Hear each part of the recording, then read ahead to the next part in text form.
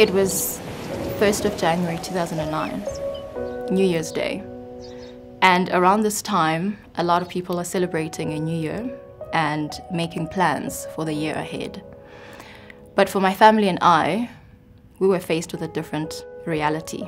I remember hearing a knock on my door, and my mom went to open the door, and I just heard a scream. So obviously I jumped out of bed to see what was going on. And I saw that my father had fallen over to her. We dragged him to the main bedroom, and there was just blood everywhere. So we asked him what had happened, and he told us that that boy finished him, meaning that a 14-year-old had stabbed him. And those were his last words. That broke me. Losing a parent at such a young age can change you. I was only 17. This was the day when my life changed forever. This is not a story of despair. It's a story of hope, of resilience, and most importantly, a story of forgiveness.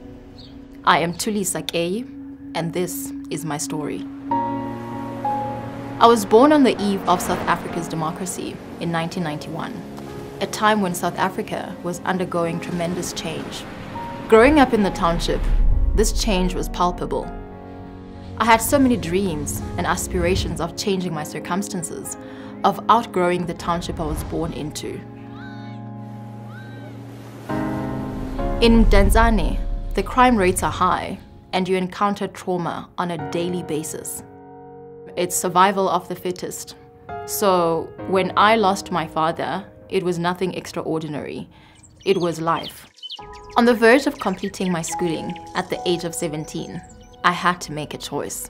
I could either be crippled by the tragedy of losing my father, or move forward and continue with my studies. Because the pain was so real, I buried myself in books. And on the outside, that looked like a positive thing, but deeper, I was actually running away from the pain. I think it's important to realize that post-traumatic stress disorder is a response to a traumatic event.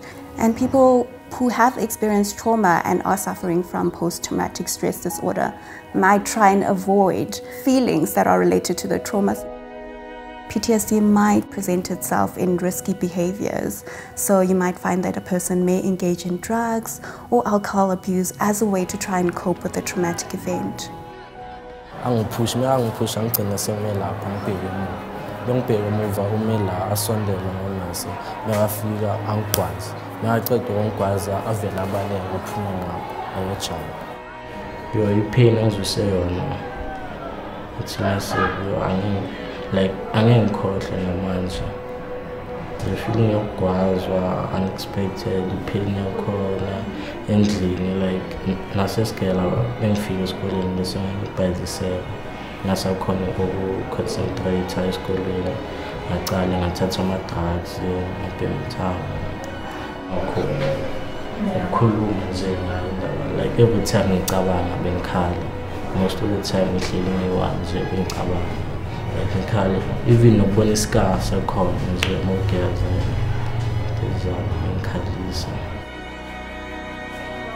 I think with walks and events like we had today, it promotes an awareness in the sense that people with mental illness shouldn't be stigmatized. It's something that we can talk about as a community. Sanibonani, igama uLoyiso isibongo sikaMpula, and I'm a victim of PTSD. Education was my saving grace, and it allowed me to change my circumstances. Through education, I wanted to help people find sustainable ways to empower themselves.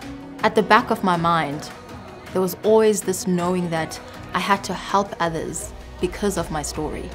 I knew that the Miss South Africa platform would give me the opportunity to raise awareness about issues that I'm passionate about. My wish is to continue helping sufferers of PTSD, and I believe that the Miss World organization will help me effect change in South Africa.